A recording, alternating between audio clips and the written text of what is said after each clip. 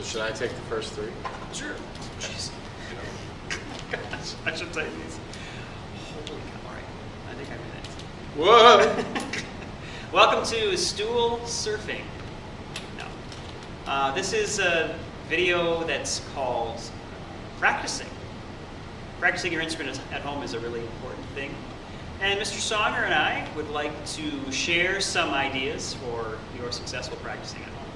They're not just ours, but they're Winton's also. So we have 12 tips we're going to share with you. And the first one is to seek out private instruction. We have a list of teachers here in the District 112 area that we can recommend to you to take private lessons.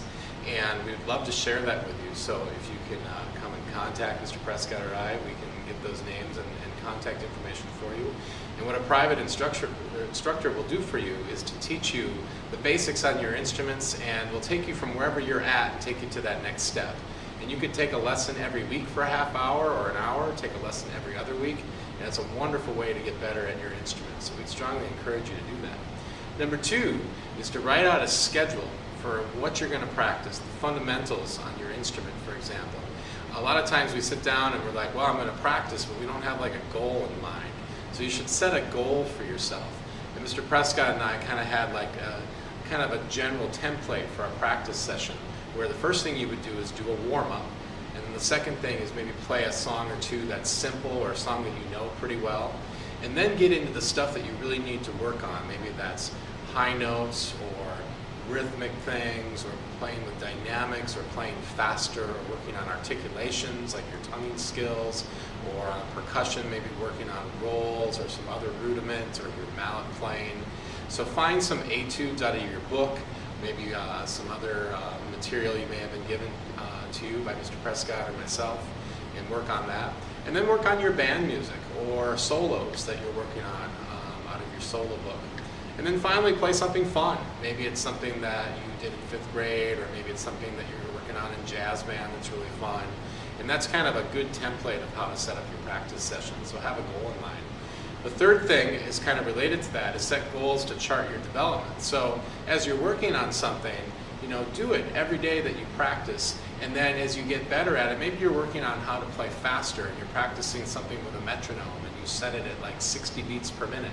And then you practice it the next day at 70 beats, and then 80, and you're working your way up. Maybe you're working on high notes, and you're trying to get a certain note to come out, and the first day it's not coming out very good, but the second day you get it to come out once or twice, and then the third day it's coming out like every other time, and you can notice how you're getting better by just charting that, either mentally or writing it down. So those are the first three, and I'm going to let Mr. Prescott take the next three. Now, Mr. Songer, you used a fancy French word, etude. What the heck does that mean? What's an etude? An etude is a song. It's usually a very short song that works on a certain technique. Maybe you're working on a dynamic, or you're working on how to play a certain kind of rhythm. And usually we call the songs out of your book that you're using etudes, but you can call them short songs too. Okay, great. Now, Mr. Songer also talked about some numbers and a metronome. And yes, it's metronome, not metrodome. That's a big stadium in Minneapolis. The metronome is a device that allows you to keep a steady beat and to increase or decrease the pace of the music, the speed of the music, the tempo of the music, so you can play it better or improve on it. And there are a lot of great free metronome apps for your mobile digital device that you could find. A lot of them free, as I just said. So we talked about the first three with Mr. Songer. The fourth one is to concentrate when practicing. I know around the house there can be a lot of things going on, but you should try to find a place that you practice that's the same every week. And maybe it's in the basement, maybe it's in the bedroom, maybe it's in the family room. Wherever it is that works for you, where you can keep your music stand up, have a pencil around, your metronome, and some other music available. That's a great place to do it without the distraction of the pets and things like that, although the pets like to listen sometimes. But find a place where you're not going to have distractions, and you can focus and do your best. Number 5 is to practice in a relaxed manner.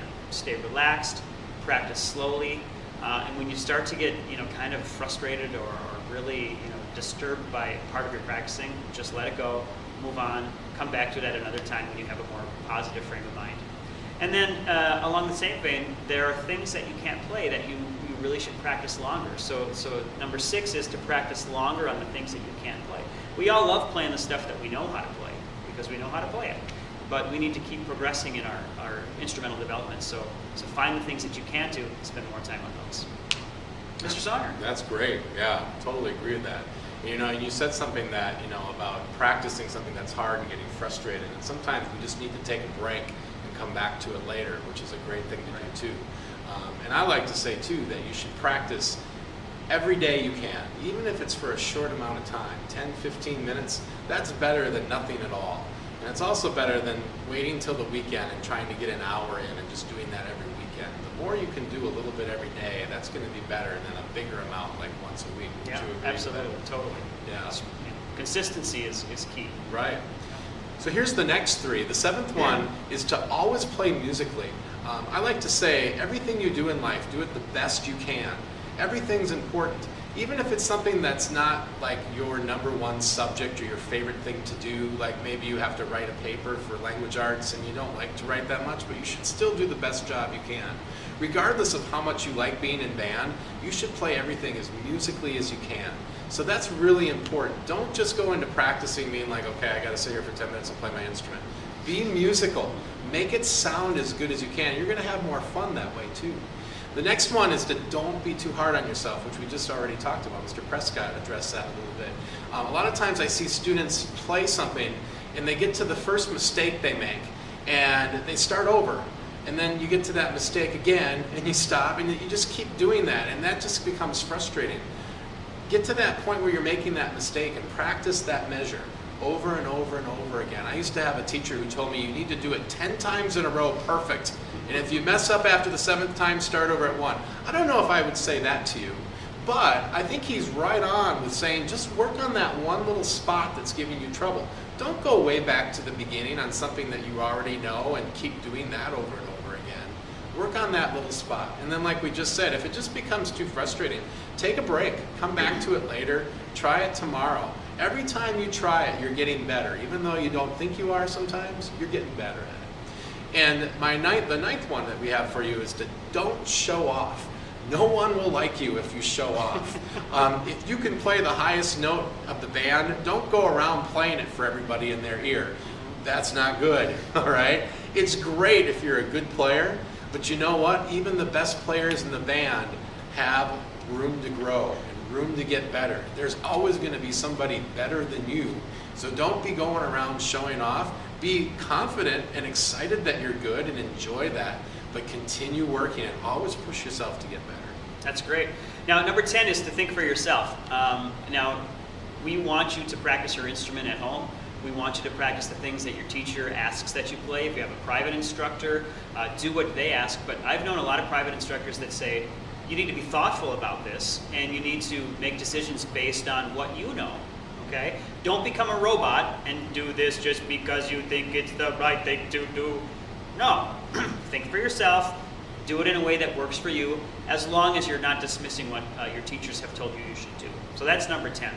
And number 11 is be optimistic. As Mr. Songer said, you want to do things musically as best that you can, but you also want to be positive about it. I mean, making music is supposed to be fun. We want it to be fun. That's one of the reasons we do it. Is it work? Absolutely.